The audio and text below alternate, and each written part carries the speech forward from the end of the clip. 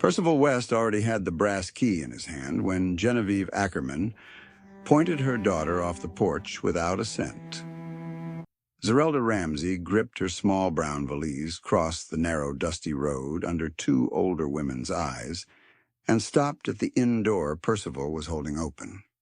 He put the key in her palm, stepped aside from the threshold, and gave no answer when she asked how long the room had been waiting. Genevieve's sister remained one step behind on the vineyard house porch. Zerelda's eyes were red, but her voice was not. "Number 4, Percival said. "Top of the stairs, end of the hall. The lock turns twice." "How long?" she asked again. Percival had not found a good answer in the 3 weeks he had been keeping the room empty. "It is yours through whatever date we agree on," he said. "That was not what I asked." "No." A freight wagon rattled past and laid another thin coat of dust over the roadside weeds. Percival heard Genevieve's voice behind it, low and sharp, though he could not make out the words. Zerelda's fingers closed around the key. "You open the room," he said. "I will stay down here." She looked at him for one long second, as if measuring whether the offer had another door hidden inside it. Then she stepped past him. Percival did not follow. He remained by the desk while her shoes crossed the upstairs floor. A moment later, he heard the key enter the lock. One turn, a pause, then the second. Only then did he let out the breath he had been holding. Number 4 was playing a narrow bed, a washstand, a peg rail, and a west window that held the afternoon light. Percival knew the light mattered because Zerelda had once moved her sewing chair 3 times in his dining room to keep a torn sheet in the sun. He had not known whether she would ever need the room. He had only known he would despise himself if she did, and it was occupied. Upstairs, a floorboard creaked. Then all was still. Genevieve and her sister went back into the vineyard house. Percival closed the inn door and returned to work. The next morning began before dawn, as most of Percival's mornings did during grape harvest. 2 teamsters wanted the same stall nearest the trough. One swore he had been promised it. The other swore he had arrived first. Percival listened until both men ran out of useful words. "You can have the stall," he told the first man, "if you feed at 5:30. The man frowned. "I always feed at 6. "Then you do not want the stall badly enough," he turned to the second man. "You feed at 6. That settled it." By sunrise, the 2 teams had watered without meeting. Nose to nose, the coffee was boiled. Biscuits were on the table, and Percival had changed 3 beds while wondering whether the woman in number 4 had slept at all. She came downstairs after the teamsters had gone to the stable. Her day dress was neat, the collar fastened carefully, her hair pinned back more securely than it had been the afternoon before. If she had cried after locking the door, Percival could not tell it now. He noticed only the faint shadows beneath her eyes and the way she paused at the bottom stair before entering the dining room.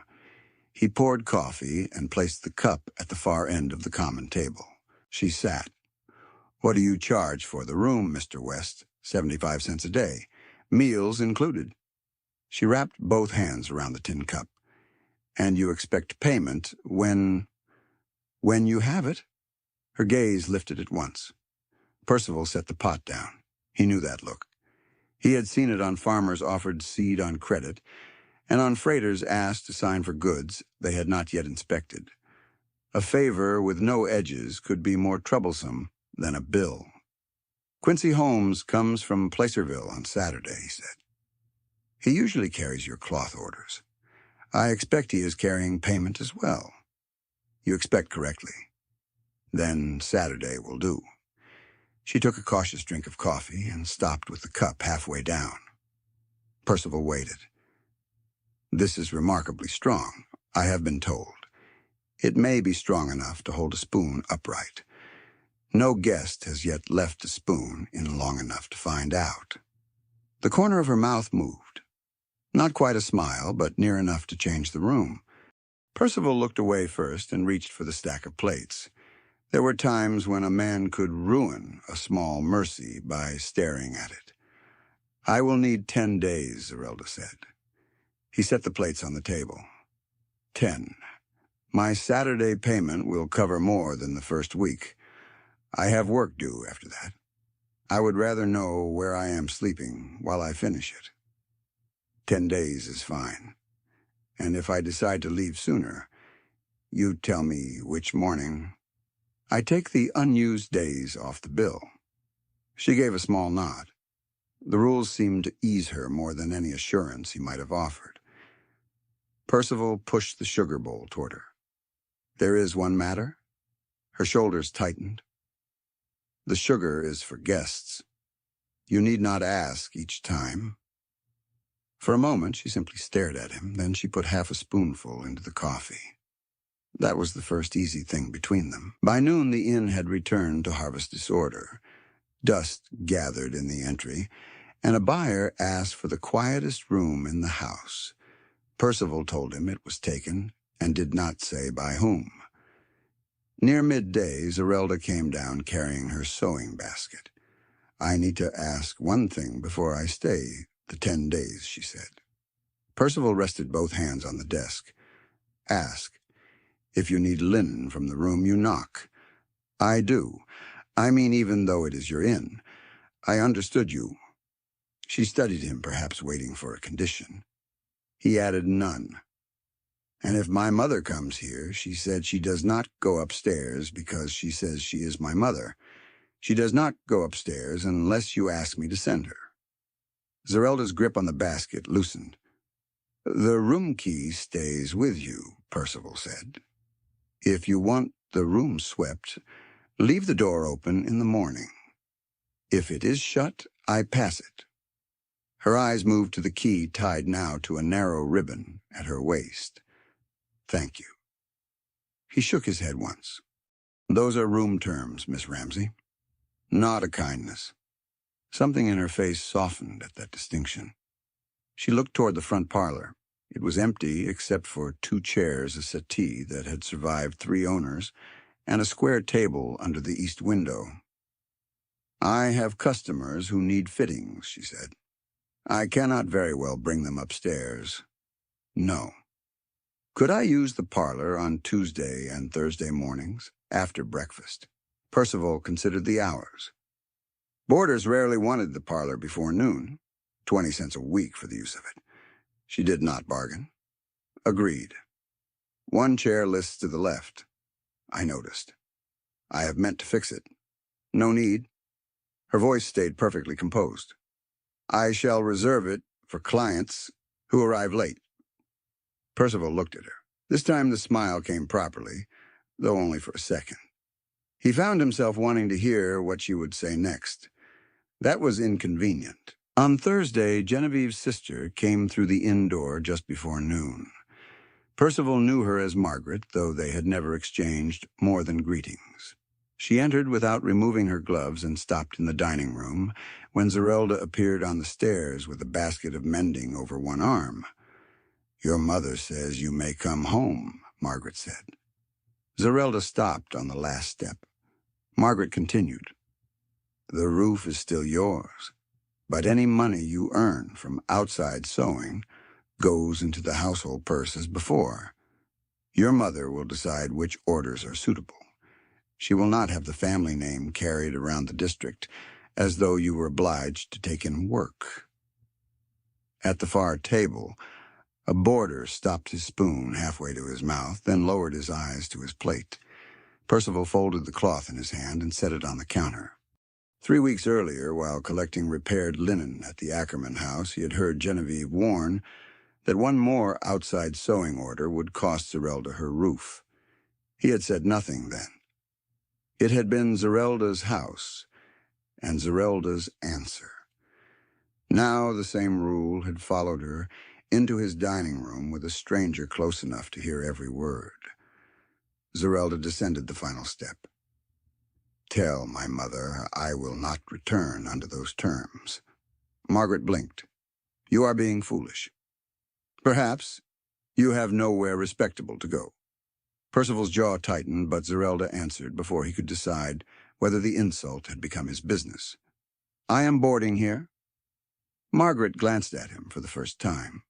Percival met her look without expression. Zerelda adjusted the sewing basket on her arm. Was there anything else? Margaret's mouth thinned. She turned and left hard enough to rattle the glass in the front door. The boarder at the far table resumed eating without looking up. Percival watched Zerelda until the sound of Margaret's steps was gone from the porch. He had expected anger. He had expected tears. What he saw was worse in a quieter way. Zerelda stood motionless, eyes fixed on the closed door, as if every part of her had been ordered to remain composed until she was alone. He could have told her she had done well. He could have told her Genevieve was wrong. Both seemed like another way of laying hands on a moment she had not offered him. So he picked up the cloth again. "Tuesday and Thursday mornings," he said. "The parlor will be clear by 9. Zerelda looked at him. "Yes," she said, after a pause. 9 will do." Then she went to the table and began sorting thread. Percival understood that answer better than gratitude. Saturday afternoon, Quincy Holmes's wagon came up the road under a haze of pale dust. Quincy carried supplies from Placerville. He handed Percival 2 tins of lamp oil, then reached for a brown paper bundle. "This is Miss Ramsey's." Zerelda came onto the porch before Percival could call her. Quincy gave her the parcel 3 smaller bundles of cloth and a leather purse with the money owed for completed work. Percival turned away to unload flour. He did not watch her count it. A few minutes later, she came inside and set coins on the desk. 10 days, she said, and the parlor. Percival counted once, placed the coins in the cash box, and wrote the amount beside her name in the account book. Nothing ceremonial. Nothing that could be mistaken for charity. "There," he said. Zerelda glanced at the line. "I am current. You are." She nodded, and the change in her was so small another man might have missed it. She stood differently. Not taller, simply less ready to be questioned. By Tuesday, 2 vineyard wives had come for fittings. Percival kept the parlor door partly closed and sent a wandering boarder back toward the dining room. Zerelda's voice carried now and then quiet and exact. When the women left, she appeared in the doorway and held out 2 dimes for the week's parlor use. "The listing chair performed admirably," she said. "I am glad one of us found a use for it." He accepted the coins. That evening, after the last harvest buyer had gone upstairs, Percival sat at the common table with a plate of beef potatoes and bread that had gone a little hard at the edge. Zerelda came down with a pitcher, intending only to take warm water upstairs. He was folding sheets between bites. She slowed when she saw one of the mended linens in his hands. "This seam is yours," he said. She set the pitcher on the sideboard. "Is it failing, no?" "That is why I noticed it." She came nearer. Percival held up the sheet. "The mill-made ones fray here after a few washings. This one has not. I matched the thread to the pull of the cloth. It shows." The compliment made her still. Percival was not a man who found it difficult to say what a hinge needed, or whether a horse ought to be moved from one stall to another. What he wanted to say next was simpler and therefore worse. He put the sheet aside. "The last guest is up," he said. "I am going to finish supper. If you are not tired, you could sit a while." Her gaze went to the empty chair across from him. He made himself finish the sentence. "For the company, not the linen." Zerelda's eyes came back to his. "I have a hem upstairs." "All right." I did not say no. Percival waited. "I said I have a hem." Then I have misunderstood the complexity of hems. A faint line appeared between her brows, and he knew he had spent his one useful piece of humor. She picked up the pitcher. "When I am finished," she said, "I will decide." Then she went upstairs. Percival returned to his supper and discovered he had no idea what the potatoes tasted like. 20 minutes later, the stair creaked. Zerelda came back down without the pitcher. She sat across from him. They talked for less than half an hour, not about Genevieve or the room, but winter boarders, muddy roads, and the trouble of sleeves attached to people. Percival remembered it because it was ordinary. The next afternoon, Percival carried a crate of lamp oil upstairs to the cupboard at the end of the hall. Number 4 stood open. He stopped before the threshold. Zerelda sat at the table near the west window with dark wool spread across her lap. Her needle moved through the cloth in small, even strokes. Beside her own cup of coffee was a second clean cup. She did not look up.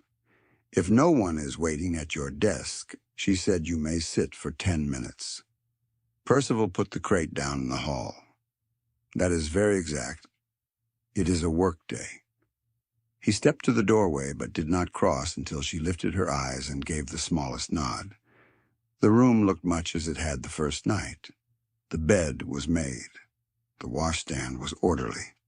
A folded shawl had appeared on one peg. The brown valise remained closed beside the chair. Percival sat. For several minutes they drank coffee while Zerelda worked. The silence did not feel like silence at the breakfast table with strangers. It had shape. Needle through wool. Cup set down. Wagon wheels far out on the road. A man downstairs coughing before deciding not to come up. Percival could have stayed longer than 10 minutes. He also knew she would notice. At the 8th minute, Quincy Holmes appeared at the top of the stairs carrying a small account book. "Percival, and I need your mark on." He stopped at number 4. His gaze moved from Percival to the second coffee cup. "Good," Quincy said. "You are finally using the room." Zerelda's needle paused. Percival closed his eyes briefly. Quincy, unaware that Providence had failed to give him a sense of timing, continued. "I told him he was a fool 3 weeks ago. Harvest buyer offered double for a month. Cash in hand. Percival said the room was spoken for." The room went very still. Quincy looked from one face to the other. "I need your signature downstairs," he said to Percival. "Yes," Percival answered. "You do?" Quincy retreated. Zerelda set her sewing on the table. 3 weeks ago, Percival did not pretend not to understand. "Yes. That was before my mother put me out." "Yes." She looked at the room, the made bed, the washstand, the window, the peg rail. Then she looked at him again. Why, there were several answers he could have given. None would make the choice less personal. "I came for the linen you had mended," he said. "I heard your mother say another outside order would cost you your roof." Zerelda's face changed not much, but enough. "You were listening. I was walking through the side passage with a basket of sheets. I heard my name once and stopped. I should have kept moving. And then you held this room." She said it twice. "That does not answer why." Percival rested his forearms on his knees. "A threat repeated twice deserves one practical answer." "You lost money?" "Yes." "You never told me." "No? Why not?" He met her gaze. "Because you had not asked me for a room. I did not want to stand at your mother's gate and tell you I had prepared for your life to go badly." Zerelda looked down at her hands. Percival continued more slowly. "And I did not want you wondering whether I had done it so you would owe me something." Her eyes lifted again. "If you never needed the room, I would have rented it when harvest ended and called myself foolish." A breath escaped her. Not laughter. Percival looked toward the floor beside her chair. The valise was still buckled. He had noticed it every time he passed the open door. Until that moment, he had told himself it meant nothing. "You have not unpacked," he said. Zerelda followed his gaze. "No." He waited. After a moment, she placed the needle on the table. "I learned a long time ago not to spread myself through a house too quickly." Percival did not ask when. She touched one leather strap with the toe of her shoe. If the rules change, packing is easier. He felt something tighten low in his chest. He wanted to say that his rules would not change, that nothing in number 4 depended on her pleasing him, eating supper with him, smiling at his bad coffee, or putting a second cup on the table. The last part mattered enough that he was careful with it. The rate we agreed on stands, he said. The room is yours while you pay for it. If you are late after a wagon delay, we speak about the bill. I do not take the key because I am in a temper. Zerelda watched him. And if I stop taking coffee with you, Percival knew a test when he heard one. Then I drink worse coffee alone. Her mouth moved. He stood before he could ruin the answer. 10 minutes, he said. I have taken 11. At the door, he paused. Miss Ramsey. Yes, I am glad you opened it. He meant the room. He was no longer certain that was all he meant. 2 days later, Quincy brought news from the Placerville. There would be a room available over the saddlery near his store. Small, he said, but clean enough. The rear window faced west. A seamstress could receive cloth orders downstairs during business hours, and the rent was within what Zerelda could manage if her current work continued. Percival heard this while carrying a sack of flour through the dining room. He almost dropped it. Quincy was speaking to Zerelda at the table. It opens 2 Fridays from now, Quincy said. If you want it, I can carry your chest in on the wagon. Zerelda glanced toward Percival. He put the flour down where it belonged. That is a good window, Quincy added. Not much view unless you admire a livery roof, but good light. Percival forced himself to say what an innkeeper ought to say. You should look at the terms before you decide. Quincy nodded. I can bring them next trip. Zerelda thanked him. The rest of the afternoon went on as usual: stable feed, room turnover accounts, but every task had acquired a date: 2 Fridays. He had wanted Zerelda to have an exit from Genevieve's house. Now that another one had appeared, he discovered he was not glad at all. The next morning, Quincy's wagon arrived again this time, with a heavy wooden sewing chest strapped behind 2 crates of apples. From the Ackerman place, Quincy said, Zerelda came onto the porch. Quincy lowered his voice, though not enough to make the message private, from Percival, who was standing 3 feet away. Your mother says the chest is yours. She also says this is the last time she will ask. You may come home if the household money goes back as it was. Zerelda looked at the chest. It was scarred at the corners and polished smooth around the brass handles. Percival had seen it once in Genevieve's side room full of folded patterns and thread. Put it in the hall, please, Zerelda said. Quincy reached for one handle. And the message, I heard it. That is all I am to carry back. That is all. No anger, no speech. Percival helped Quincy lift the chest over the threshold. Zerelda did not stop him from taking one side. She merely stepped ahead and pointed to the wall beneath the stairs.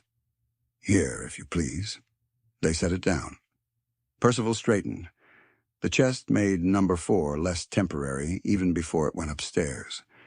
Then he remembered the room in Placerville. Quincy goes back next Friday at 8, he said. Zerelda turned toward him. If you decide on the room over the saddlery, I will have your account ready Thursday night. No charge beyond the day you leave. Her face gave nothing away. I can load the chest, he added. Quincy has enough room. Quincy became very interested in checking a wagon strap. Zerelda looked at Percival for a long moment. You have thought this through? Yes. Have you? Percival knew what she was asking. He could have made it easy for himself. He could have mentioned the harvest buyer. He could have said a room held empty for 3 weeks ought to count for something. He could have offered to reduce the rent until staying became the easier choice. Every one of those things would turn the room into a hand around the knob. So he said, "Friday at 8." Zerelda lowered her eyes. "Friday?" she repeated. That evening, Percival stayed in the stable longer than the horses required. Travelers arrived and left. Beds were remade. That had always been the nature of an inn. Zerelda had become the first guest whose leaving seemed likely to alter the building after the room was empty. He disliked the fact almost as much as he disliked knowing he must help her go cleanly if she chose it. The week before Friday offered no storm or fresh quarrel to make Zerelda's choice for her. The inn simply gathered habits. On Tuesday, she received 3 fitting customers in the parlor and paid the agreed coins at noon. On Wednesday, a card appeared beside the parlor door in her neat hand, Z. Ramsey Dressmaking and Alterations. Tuesday and Thursday mornings. Percival read it twice because her name was now on his wall. "The card is straight," he said. Zerelda stepped beside him, moved one pin, and looked again. "Now it is." He accepted the correction. At 4 in the afternoon, another habit began. Zerelda left number 4's door open a hand's width. When Percival passed with coffee, he knocked once on the frame. "Come in," she called. The next day, the door was shut. He walked past. The day after that, it stood open again. Once Percival reached the upstairs hall several minutes before the kitchen clock struck 4 with 2 cups in his hands. The door was closed. He stopped. He could hear her moving inside. Instead of knocking, he waited at the far window. When the clock below struck 4, the lock turned. Zerelda opened the door and found him standing there with both cups. "You are early, I have been informed. How long enough to reconsider several life decisions?" That won a laugh from her. Not the careful smile she gave customers. Not the brief sound she made when Quincy said something foolish. A real laugh surprised out of her. Percival forgot the line he had meant to say next. She looked at him, still smiling. Well, he lifted one cup.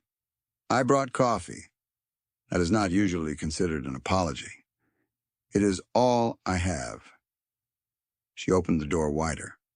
The valise lay open on the bed. Percival saw folded dresses inside.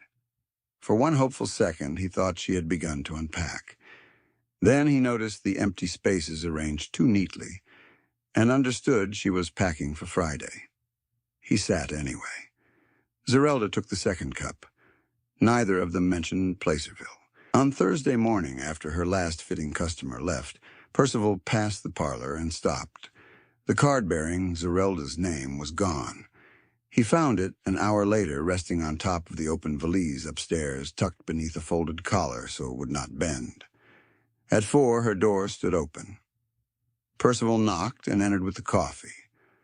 Zerelda worked for several minutes before speaking. "In Placerville, no one would wonder why I had a room." Percival looked at her. She kept her attention on the seam in her lap. "No one would know you held it for me before I asked," she said. "No one would wonder whether I stayed because of that." He set his cup down. "Would you?" Her needle stopped. "That is the difficulty." Percival waited. "I know what I pay you," she said. "I know what belongs to my work. I know what the room costs. I would like to keep knowing the difference." He understood then that Placerville offered more than a window and a shop below it. It offered a place where she would never have to ask herself whether gratitude had begun making decisions for her. "If you take the room," he said, "I will load the chest." She looked up. "If you stay here, you pay the same board. Nothing else is owed." Her expression remained composed, but her fingers rested flat on the cloth instead of moving. "And if I cannot tell the difference yet, then Placerville is there in the morning." She looked at him for a long moment. Percival picked up his coffee again. He wanted to say "stay" badly enough that the word seemed to sit behind his teeth. He did not say it. By Thursday evening, her account was settled through the next morning. Percival wrote the figure in the book and closed it. You owe nothing after breakfast, he said. Zerelda stood on the other side of the desk with the key ribbon looped around one finger. Thank you. For the account. For making it simple. He almost said stay. The word rose so quickly he had to look down at the closed book. He could ask to court her. He knew that. A man did not require permission from a ledger to speak plainly to a woman. But if he asked now, with her wagon due in the morning and her room ending at breakfast, she could never be entirely certain he had not placed the question in the path of her leaving. He wanted her too much to do that badly. So he said, Quincy will be here at 8. Yes. I will have the chest ready. Yes. She walked upstairs. Percival remained at the desk after the lamp had burned low. Friday morning came clear and cold enough for the horse's breath to show. Quincy's wagon stood in the yard at 5 minutes before 8. The sewing chest waited near the front door. Percival had carried it there before breakfast. He heard Zerelda's steps overhead. Slow. Even. One stair at a time. When she appeared at the landing, she carried the brown valise. Percival's chest tightened with such unreasonable force that for a moment he was angry at the object. He kept his face still. Zerelda descended. He came around the desk. I hope the window over the saddlery gives you good light, he said. She stopped on the last step.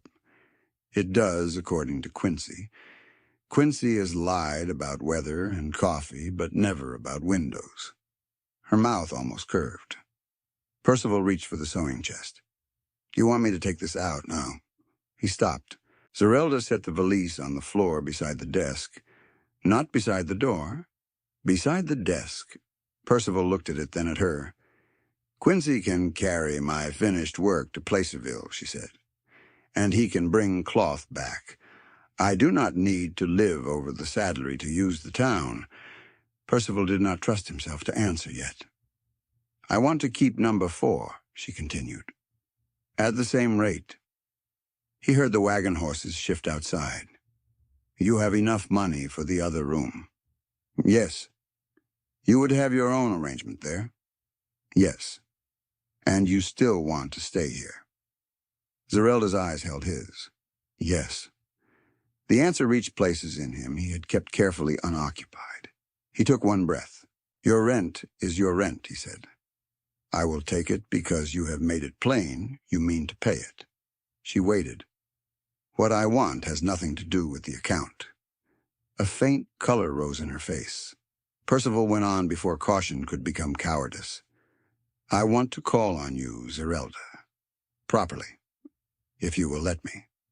For the first time since he had known her, she looked genuinely caught without a prepared answer. He did not rescue her from the silence. Outside, Quincy coughed once, and then moved farther away from the door with admirable, late-blooming sense.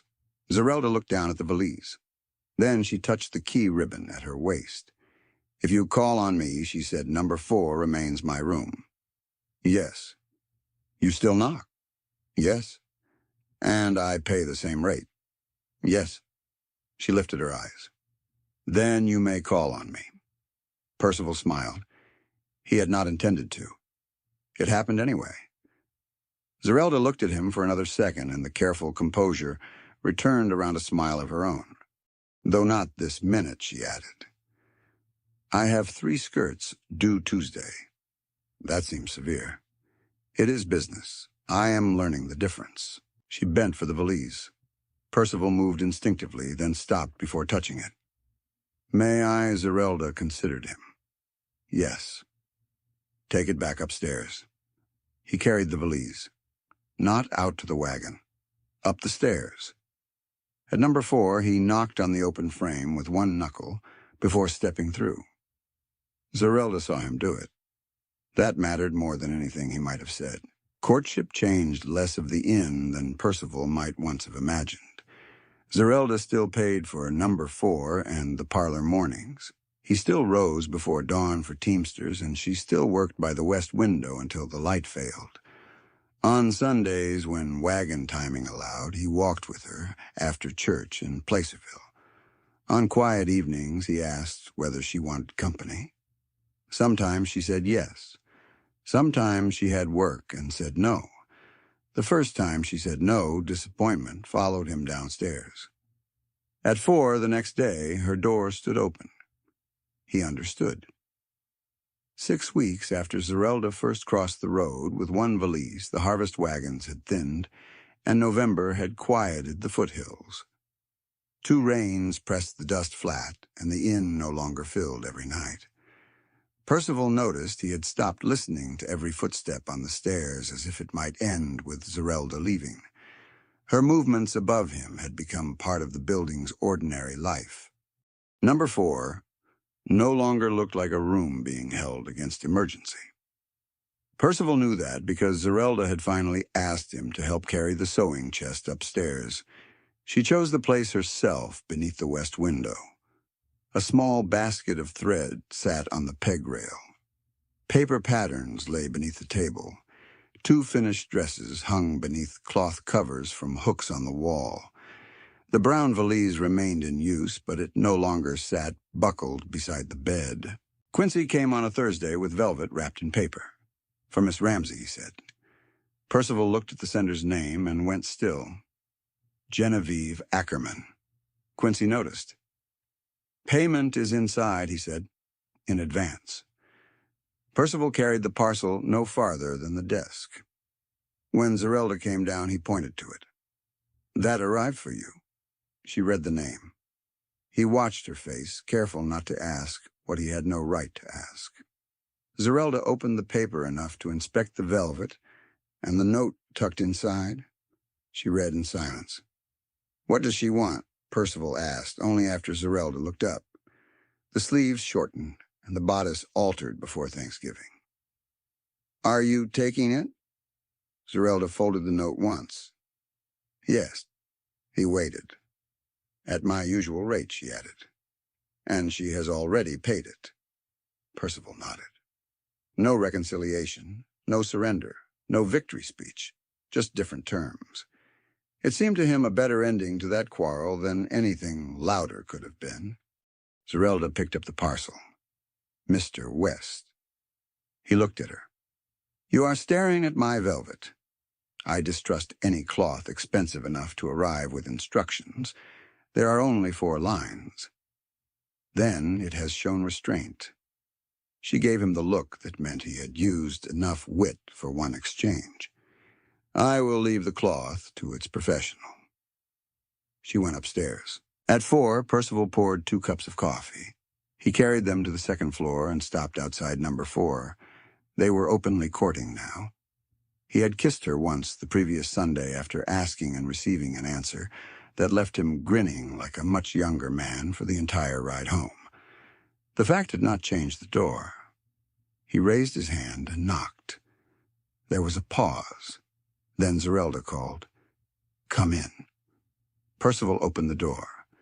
The west light caught the room in a pale November gold. Zerelda sat at her table with Genevieve's velvet spread beside a half-finished sleeve. Her card from the parlor had been copied onto 2 smaller cards for Quincy to carry to Placerville. On the table near the wall sat the brown valise. It was open. Inside were folded, finished alterations, wrapped and ready for Quincy's next wagon. Percival set down 1 cup. You are packing. For work. I approve of the distinction. Zerelda looked at him over the rim of her cup. You do not approve or disapprove of my packing, Mr. West. No, he said. I suppose I do not. She returned to the sleeve. He sat in the chair by the wall. For a while, neither spoke. Below them, someone entered the inn and rang the desk bell once. Percival started to rise. Zerelda looked toward the door. You have a guest? I do. You should go. I know. He remained for 1 more second. She smiled. Percival went downstairs. The room had once been his to keep empty. The key, the wages, the work, the staying, those were Zerelda's. And because she could still leave every time she opened the door to him meant exactly what he had hoped it would.